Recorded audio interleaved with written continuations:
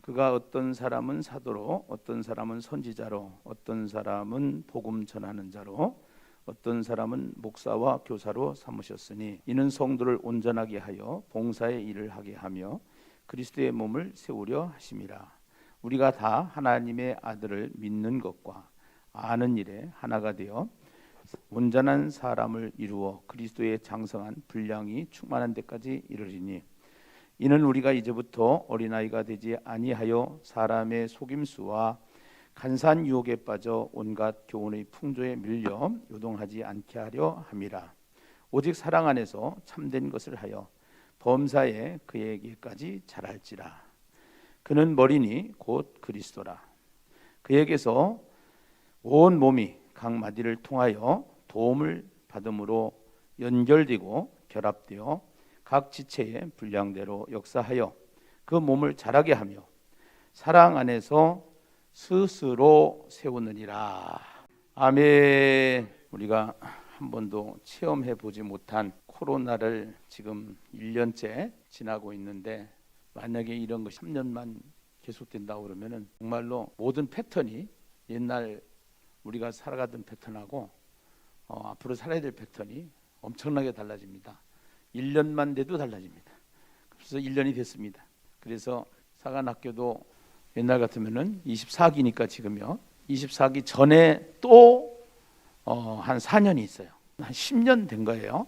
정확하게 얘기하면 24기가 더 지나가서 한 30기 이상이 지나간 거죠. 초창기 때는 한 기수가 40주로 1년을 거의 했기 때문에 한 10년의 역사 속에서 사관학교를 통해서 배출된 수많은 교육자들이 또 목회자들이 있고 사모님들이 있고 전도자들이 있지요. 다양하게 다 조금씩은 나름대로 여기 와서 전도에 눈을 떴고 또 전도를 어떻게 해야 될 것인가 방향을 잡았고 감을 잡았고 훈련을 받아서 지속적으로 하는 사람과 하지 않는 사람 두 분류가 있어요. 그래서 하는 사람들의 교회는 계속 이 코로나 시기에 와서도 계속적으로 전도가 되어져 가고 있고 와서 배우기만 하고 그냥 이렇게 하는 거다 알기만 한 사람들은 나름대로 어려움이 계속적으로 오고 있는 것을 모니터를 통해서 듣게 되는데 교회가 항상 끄지 말아야 될 불이 있다고 그러면은 하나는 말씀의 불이고 하나는 기도의 불이고 하나는 전도의 불인데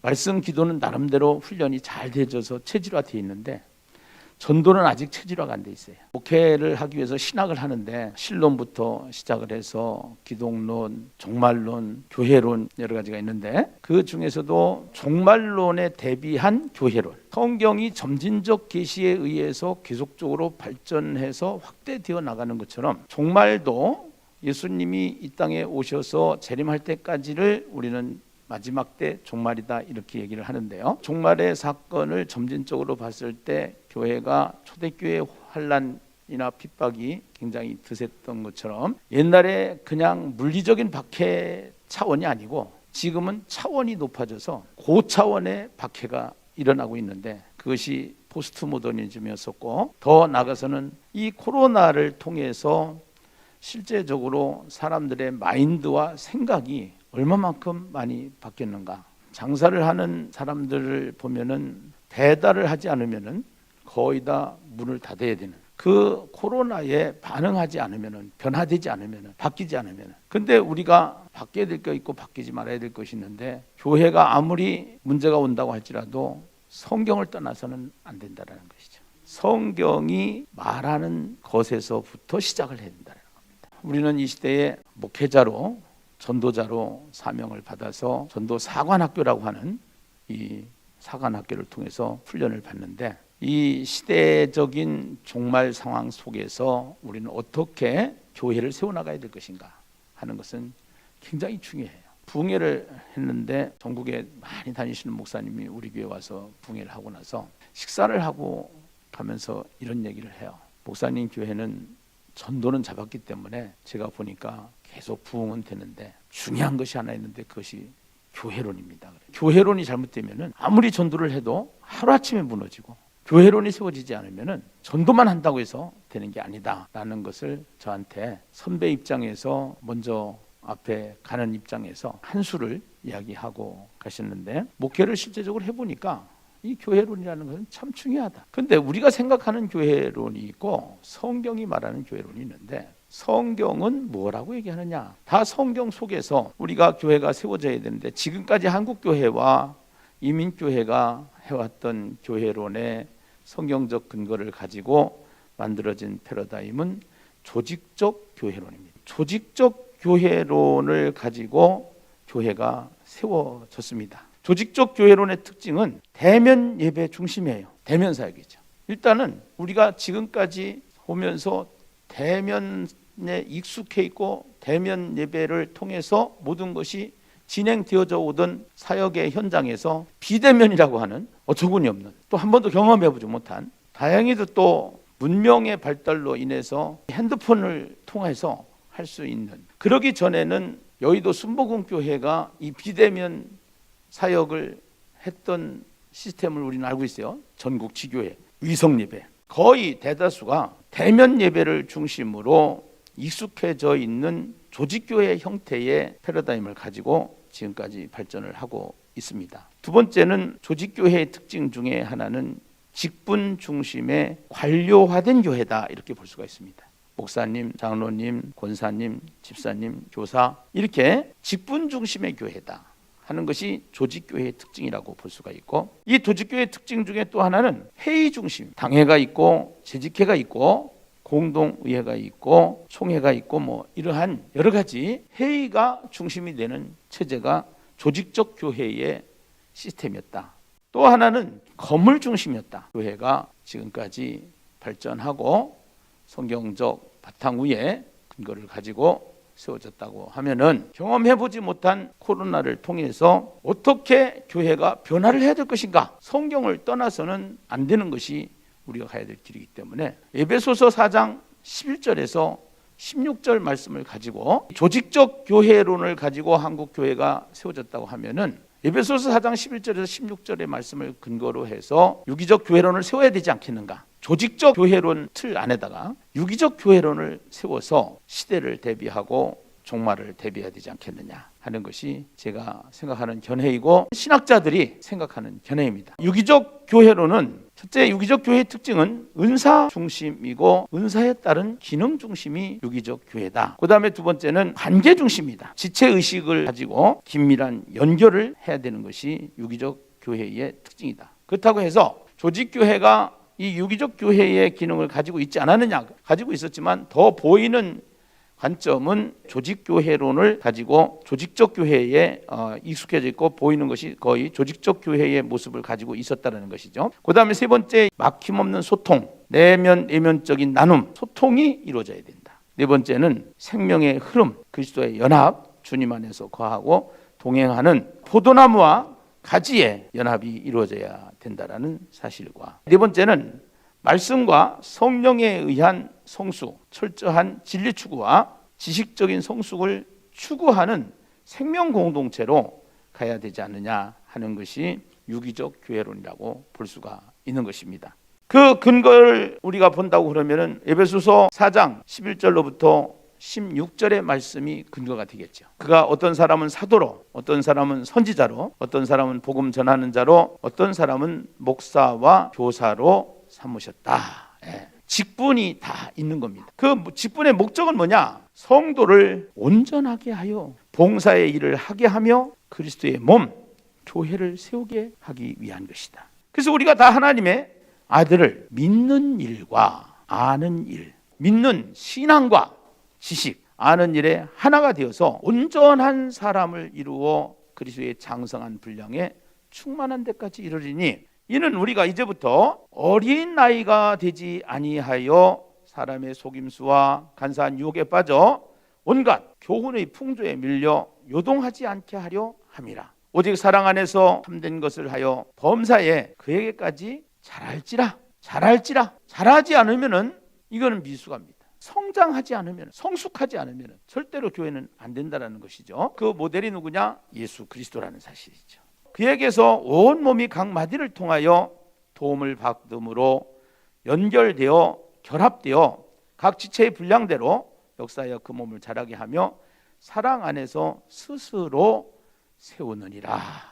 에베소서 자체가 교회론인데요. 유기적 교회를 잘 설명해 주는 것이 오늘 본문이다. 유기적 교회의 특징은 첫째는 교회는 그리스도의 몸이라는 사실입니다. 그리스도와 연합하지 않으면 절대로 생명의 흐름이 막힐 수밖에 없기 때문에 피가 순환이 되는 것 마냥 머리 대신 예수 그리스도로 철저하게 복종하고 그 그리스도의 손과 발이 될 수 있도록 예수가 중심이 되는 교회를 세워야 되지 않겠느냐 하는 것이 유기적 교회의 특징 중 하나라고 볼 수가 있고, 두 번째는 교회는 그리스도의 신부이다. 그래서 고린도후서 11장 1절에서 2절의 말씀을 근거로 신랑 되신 예수 그리스도와 완전한 연합이 이루어지지 않으면은 우리는 신부가 아니다라는 것이죠. 신부의 영광과 특권을 누리기 위해서는 연합이 필요하다. 그리고 신부는 순결하고 거룩해야 된다라는 사실. 우주의 왕이신 신랑 예수 그리스도와 함께 결혼한 신부의 교회로 우리가 기능을 갖춰야 된다라는 것. 세 번째는 그리스도의 가족이어야 된다. 이 가족은 생명 공동체이기 때문에 끈끈한 상호 연결과 눈물과 희생이 있는 것이 가족이라는 사실. 유기적 교회의 특징을 갖기 위해서 어떻게 우리는 이 시대를 교회를 세워나가야 될 것인가? 신학자들이 발표한 내용을 보면은 첫째는 비대면 예배와 사역의 정당성을 확립해야 된다. 우선은 대면 예배를 드릴 수 있는데 비대면 예배를 드린다. 이거는 성경적이지 않습니다. 그러나 어쩔 수 없이 비대면 예배를 드릴 수밖에 없는 상황에서는 비대면 예배도 정당하게 인정을 하고 우리가 가야 된다고 하는 창세기 1장 28절에 하나님이 세상을 창조하시고 사람을 만드신 다음에 가장 창세기 1장에서 명령하신 그 명령이 문화명령입니다. 그 문화명령이 하나님이 그들에게 복을 주시며 이르시되 생육 번성, 즉 땅을 충만하고 땅을 정복하고 땅을 다스리는 것이죠. 이것을 문화명령이라고 해요. 이 명령이 신학에 와서는 예수님께서 마태복음 28장 18절 이하의 전도명령으로 바뀌어요.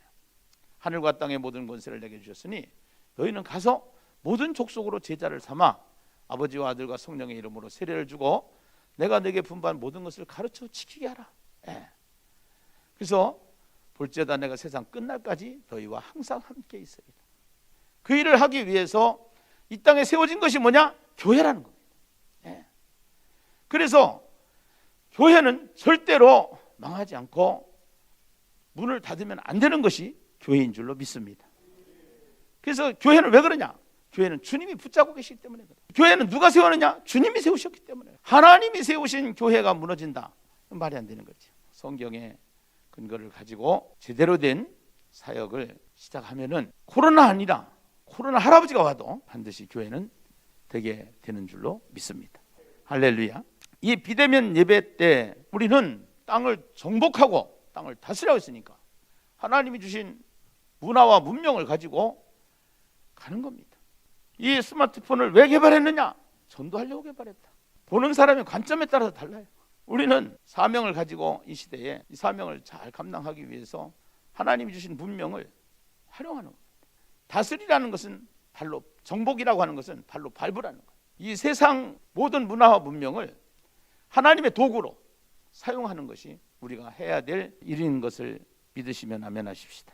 두 번째는 종교개혁에 일어났던 사건인데 만인 제사장이 죄인과 하나님을 연결하는 것은 제사장밖에 할 수가 없는데 그 제사장으로 오신 분이 예수 그리스도이기 때문에 그 예수 그리스도를 믿는 모든 사람은 다 제사장 역할을 해야 되는 것입니다. 모든 성도가 제사장의 사명과 직분을 가지고 살아야 될 줄로 믿습니다. 로마서는 교리서인데 교리서의 마지막에 보면은 우리로 하여금 그 제사장의 직분을 감당하기 위한 것이 우리에게 성경을 주신 이유고 또 우리가 해야 될 사명이라는 사실을 우리에게 말하고 있지요. 그 다음에 만인 제사장이 해야 될 일이 하나가 있는데 그것이 뭐냐면은 만인 신학자입니다. 신학을 해서 신학 박사를 받아서 신학을 하라는 게 아니라 신학이라는 것은 하나님을 아는 것입니다. 우리 기독교가 한국에 들어와서 불교 문화권이나 유교 문화권 속에 기독교가 자리매김을 하다 보니까 기독교가 불교화되고 기독교가 유교화되다. 비는 종교가 되다. 고행 종교가 되다. 그것이 아니고 바르게 하나님을 알면은 이 세상을 하나님이 창조하셨는데 왜 창조했느냐, 어떻게 창조했느냐, 또 무엇을 창조했느냐라는 관점으로 쭉 들어가다 보면은 창조신학, 어떻게 창조했느냐라는 관점으로 들어가다 보면 창조신학으로 해서 신학이 본래 하나님의 의도에 있기보다는 그 세상에서 가지고 있는 자연과학 마인드에 의한 신학을 만들어요. 그래서 예심이 시작되고 천국 내비게이션이 나와서 그 천국 내비게이션을 하는 목사님들이 보고 저에게 가끔 오셔서 칭찬해 주셨던 얘기가 뭐냐면은 전도에 신학을 넣어줘서 감사합니다. 전도에 신학을 넣어. 신학은 신학대로 하고 신학이 무너지고 있어요. 그래서 예심전도 사관학교를 통해서 바른 신학이 세워져야 바른 신앙이 세워져요. 그리고 선교회는 불신자를 대상으로 해서 가는 사역이 아니고 교회를 대상으로 가는 사역이기 때문에 우리가 바로 세워지지 아니하면은 절대로 우리가 잘못 인도하는, 소경을 인도하는 그러한 선교회가 되고는 안 되기 때문에, 그래서 이 문제를 심사숙고하면서 10년의 세월, 더 나아가서는 제가 전도를 시작을 해서 이 사역의 뿌리가 되는 24년간의 세월 속에서 이제는 25년 됐는데, 그래서 세월 속에서 거기에 굉장히 심혈을 기울여서 바른 신학과 바른 신앙을 가지고 세우기 위한 사역을 해왔죠. 그래서 만인 제사장이면서 만인 신학자이면서 또 하나는 만인 선교사입니다. 그래서 베드로전서 2장 9절에 보면은 하나님의 일을 선전하기 위해서는 합니다라는 얘기. 모든 사람이 다 선교사로 우리가 활동할 수 있도록 예수 그리스도로부터 파송받은 선교사의 일을 해야 되는 것이 교회가 해야 될 일이라는 사실을 말하고 있는 줄로 믿습니다. 세 번째는 유기적 소그룹 사역입니다. 그래서 우리 한국교회가 목장 사역, 구역, 셀 그런 용어를 가지고 있었는데, 제가 사역을 하면서 깨달아 보니까 구역이 순기능을 가지고 가기 위해서는 처치인 처치 해가지고 처음에는 교회 안에 교회 이렇게 하다 보니까 너무 길어서 그냥 인처치 이랬어요.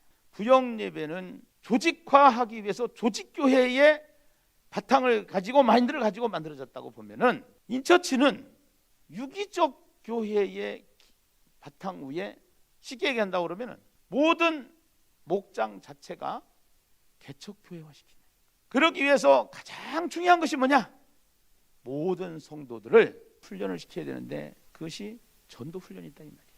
이 전도 훈련을 통해서 전도 사관학교가 만들어지고, 사관학교를 통해서 복음학교가 만들어지고, 전도 대학이 만들어지고 지금 거기까지 발전을 해왔어요. 우리가 이 생명 공동체를 통해서 하나님의 나라가 펼쳐져야 되기 때문에, 이게 생명 공동체는 한마디로 해서 천국 공동체다. 그렇기 때문에 이 천국 공동체를 세우기 위해서 해야 될 일이 뭐냐? 그것이 하야통삼이다 해서 하야통삼까지 이제는 세팅을 한 거예요. 24기를 시작하면서 우리가 다시 한번 시대를 진단하고 변화를 해야 되는데, 어떻게 변화를 해야 될 것인가? 하나님의 은혜로 예심 선교회를 세우게 하시고 여기까지 많은 준비를 하나님이 해 놓으신 줄로 믿습니다. 깜짝 놀랄 일이에요. 저도 이런 걸 예견해서 이렇게 준비를 했다기보다 그냥 하나님께 붙잡혀서 하다가 보니까 우리가 마지막 시대에 어떻게 해야 될 것인가, 이게 이제 중요합니다. 첫째는 천국 공동체를 만들어야 돼요. 하나님이 세운 교회는 천국 공동체라는 겁니다. 갈등이 없고 분노가 없고 시기가 없고 질투가 없고 그것을 만들어가는 공동체가 있는데 그것이 교회입니다. 인간의 힘으로는 만들 수가 없기 때문에 하나님께서 개입해 주시는 것입니다. 하나님은 우리가 부족함에도 연약함에도 또 우리가 어떠한 실망 속에 있을 때에도 끝까지 찾아다니시면서 찾아오셔서 동행하시는 하나님이시다 하는 것이 창세기를 통해서 우리에게 말씀하시고자 하는 하나님의 의도라는 얘기입니다. 말로만 우리가 유기적 교회를 세워야 된다, 교회를 성경적인 교회를 세워야 된다, 우리가 어떻게 신학자가 돼야 된다, 이론입니다. 맞습니다. 그러나 그것을 구체적으로 어떻게 해야 될 것인가 하는 것을 예심은 하나님이 많이 준비를 해주셨더라고요. 그것이 하야통상입니다. 처음에는 이해가 안 가기 때문에 왜 목사님 전도만 하지 하야통삼을 자꾸 얘기합니까? 저도 무슨 얘기인지 알아들어요. 제가 목회를 해보고 전도를 해보니까 출발이 어디냐? 성령이 너에게 임하시면 너희가 권능을 받고 증인이 되는 것이지, 은혜가 없이는 안 되는 거예요. 강대상에서 설교가 바뀌어지고 은혜가 이루어져야 되는 것이고, 본인이 말씀에 눈을 뜨고 성경을 읽게 하고 성경을 가까이 하고 성경을 친하게 해서 성령의 역사를 가지고 전도를 해야 전도가 쉬워지는 것이지, 이것이 안 된 상태에서 열심을 하고 좋아요, 되긴 돼요, 지쳐요. 지치지 않게 해야 되는 방법이 뭐냐? 물이 흐르듯이 가야 되는 방법이 뭐냐? 조직적 교회로 가다가 보니까 인위적인 조직이 될 수가 있어요. 그러나 우리는 인위적인 조직이 아니고 자연적으로, 그래서 NCD라고 하는 자연교회 성장이라고 만든 그 이론이 교회 성장학에 있는데요, 이러한 것들이 이론적으로는 많이 나와 있습니다만서도 그 이론적인 것을 뒷받침해서 구체화시키고 액션화시키고 이것을 교육화시킬 수 있는 시스템들이 필요한데, 예심은 그거를 하나님이 준비시켜줬다는 부분에 대해서 제가 너무너무나도 하나님 앞에 감사 영광을 돌리는 거예요. 네. 그래서 제가 나이가 지금 6학년 5반인데 10년 계획을 세운 겁니다. 하나님, 제가 그래도 인생은 김영석 교수 같은 분들 얘기 들어보니까 60부터다 70부터다 이런단 말이에요. 예. 왜냐면 요새 100세 시대다, 100세 시대. 예. 그래서 하나님, 사역을 이제는 마무리해야 될 단계가 아니라 사역을 시작해야 될 단계군요. 이런 것을 볼 때마다 이제 시작이구나. 하나님이 지금까지 준비해 주셨구나. 이 준비한 것을 잘 조직해서 체계화시켜서 할 수 있도록 해야 되고, 그리고 인처치, 이것도 사실은 교회 안에 교회를 개척하는 거예요. 이제는 전부 다 개척교회 모델을 만들어가는 거예요. 그게 결코 쉽진 않아요. 그러나 하루아침에 되진 않아요. 여러분이 있기 때문에 지금 전국에 30개 로컬이 있어서 예심을 맛본 경험자들이 있기 때문에 가능하더라고요. 네. 이거를 지금 저희 교회가 하나하나 하고 있는 거예요.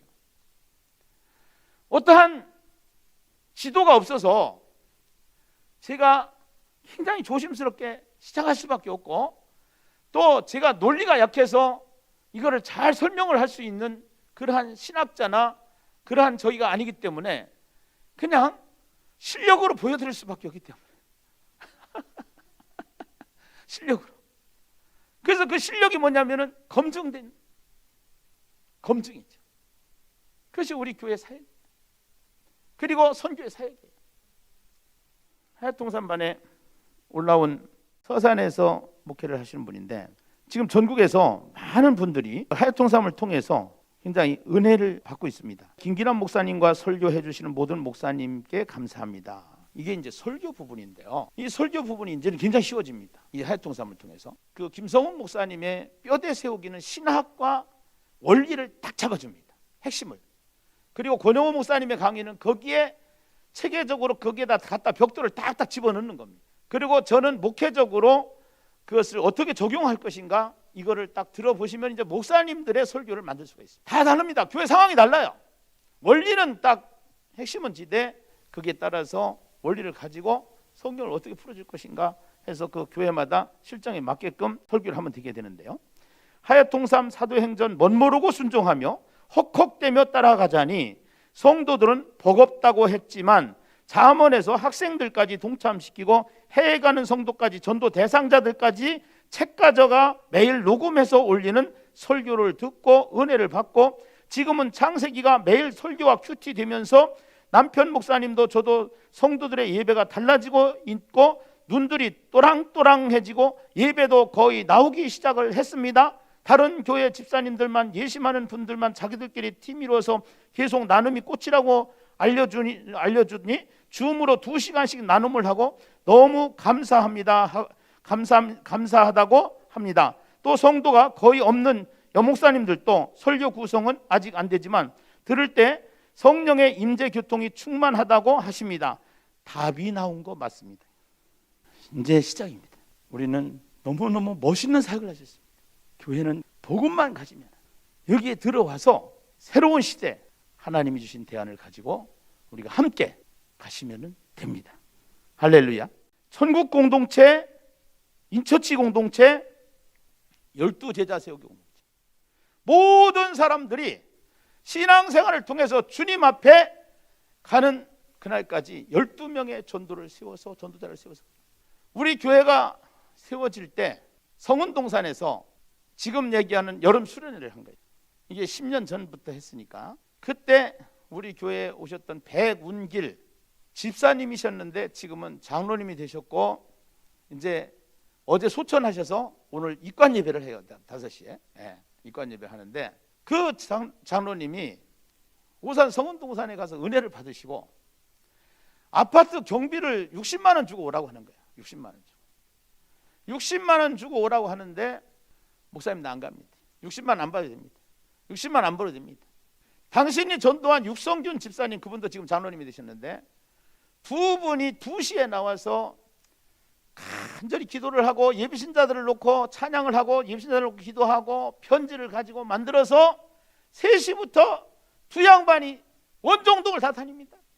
그것을 볼 때마다 사람들이, 성도들이 가슴이 울려. 그렇게 하면서 결국은 사명을 다 해놓고 죽음 앞에서 미소를 지을 수 있는 인생으로 가셨는데 우리 교회가 세워질 때 다른 시무 장로님들 세울 때 안수를 할 때는 눈물이 안 나왔는데 그분이 협동 장로님으로 제가 세울 때는 명예 장로님으로 세울 때는 울면서 기도를 했어요. 축복을 해주세요. 하나님 앞에 당당한 일, 사명을 다하고 하신 그 수고와 헌신이 이제는 하나님 앞에서 해같이 빛날 줄로 믿습니다. 이 선교를 통해서 어떻게 해야 되느냐? 그래서 만든 것이 기독교 유엔입니다. 그래서 제가 어저께 예심 선교회 멤버십이 되는 것을 돈만 낸다고 그 사람을 선교회 멤버로 놓지 말아요. 반드시 들어와서 이 훈련에 동참을 하고 이 훈련을 받고 이 매뉴얼대로 하겠다라는 의지를 가진 사람들만 모이게. 우리는 돈 벌려고 이게 하는 게 아니거든요. 정말로 이 시대에 하나님의 나라를, 건강한 교회를, 하나님이 꿈꾸는 교회를 세우자고 모이는 것이 예심 선교회고 기독교 유엔입니다. 그 기독교 유엔에 가입한 목사님들한테 최선을 다해서 목회를 잘할 수 있도록 하나님 꿈꾸는 교회를 세울 수 있도록 세워주고자 하는 겁니다. 세우고자 하는 겁니다. 두 번째는 예심 전도 사관학교가 로컬별로 진행이 되는데 이게 굉장히 중요합니다. 이 예심 전도 사관학교를 통해서 반드시 해야 될 일이 개교회 복음학교 훈련을 시켜야 되고 전도대학 훈련을 시켜서 전도팀을 가동시켜야 됩니다. 그 사관학교가 그래서 중요한 겁니다. 그래서 이 사관학교가 너무너무 중요하고 그 다음에 이제 핵심 원동력이 될 수 있는 하야통삼. 하야통삼을 강사학교를 만들어가지고 이 강사 훈련을 받은 사람들만 이 하야통삼을 할 수 있도록 이렇게 진행을 하려고 하는 겁니다. 강사들이 굉장히 준비되어져야 되기 때문에 이 하야통삼이 추구하는 방향, 신학이 추구하는 방향, 성경적인 교회가 어떻게 가야 될 것인가 하는 것을 전체적으로 훈련을 받아서 제대로 이수를 한 강사 훈련을 통해서 망하는 세상 교회가 끌고 가야 될 줄로 믿습니다. 이 시대에 선교회로서의 사명을 감당하는 예심 선교회가 될 줄로 믿습니다.